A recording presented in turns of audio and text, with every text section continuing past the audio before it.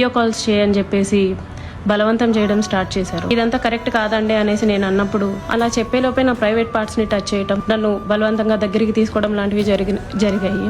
నన్ను గట్టిగా కొట్టారు. 2-3 సార్లు కొట్టారు. ఈ విషయం ఎవరికైనా చెప్పినా సరే నువ్వు కొలాప్స్ అయిపోతావు, నీ ఫ్యామిలీ కొలాప్స్ అయిపోతుంది, స్పాయిల్ చేసిస్తాను. రైల్వే కోర్టుకు సంబంధించిన జనసేన ఎమ్మెల్యే అరవ శ్రీధర్ తన నియోజకవర్గానికి సంబంధించిన మహిళా ప్రభుత్వ ఉద్యోగిని ఏడాదిన్నరగా బలాత్కారం చేస్తూ ఆవిడని హింసిస్తున్నట్టుగా ఆవిడ ఇవాళ మీడియా సాక్షిగా దృష్టికి తీసుకురావడం జరిగింది. ఇవాళ నేను అడుగుతా ఉన్న జగన్ కళ్యాణ్ గారిని, మీ పార్టీకి సంబంధించిన నాయకులు ప్రజాపతి అందరూ ఈ బాబతేనని చెప్పి అడుగుతా ఉన్నాను. ఎందుకంటే గతంలో ఇదే జనసేనకు సంబంధించిన తిరుపతికి సంబంధించిన కిరణ్ రాయల్ కూడా ఇలాగే ఒక మహిళని లైంగికంగా వేధించాడు. అప్పుడు ఏమైనా చర్యలు తీసుకురా పవన్ కళ్యాణ్ చెప్పి అడుగుతా ఉన్నాను. తెల్లారు లేస్తే మీరు వేదికల మీద పెద్ద ఉపన్యాసాలు చెప్తారు. మేము ఆడపడుచులకి భద్రత కల్పిస్తున్నాం. మీ మీద ఎవరు చెయ్యేసినా గాని, మిమ్మల్ని ఎవరు ఇబ్బంది పెట్టినా గాని చాలా బలమైన కఠినమైన చట్టాలు తీసుకొస్తాం. మహిళల జోలికి ఎవడైనా వస్తే అదే వాళ్ళకి చివరి రోజు అని చెప్పి పవన్ కళ్యాణ్ గారు చెప్తారు. మరి ఏదో సామెత చెప్పినట్టుగా చెప్పే సీఎం నిధులు చేసేదేదో అన్నట్టుగా మీ యొక్క వ్యవహారం కనబడతా ఉంది.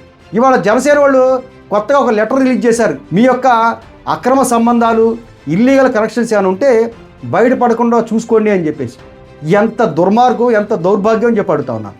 ఎందుకంటే ఎవరైనా నాయకుడు మీ యొక్క క్యాడర్లో తప్పులుంటే ఆ తప్పు చేసిన రోజే మీకు చివరి రోజు అవుద్ది, ఆ తప్పు చేసిన వాళ్ళు నాకు అవసరం లేదు, వాళ్ళు వెళ్ళిపోండి పార్టీ అని చెప్పి చెప్తారు. అంతే తప్ప మీ తప్పులు కప్పించుకోండి, మీ తప్పులు బయట పడకుండా చూసుకోండి అని చెప్పరు.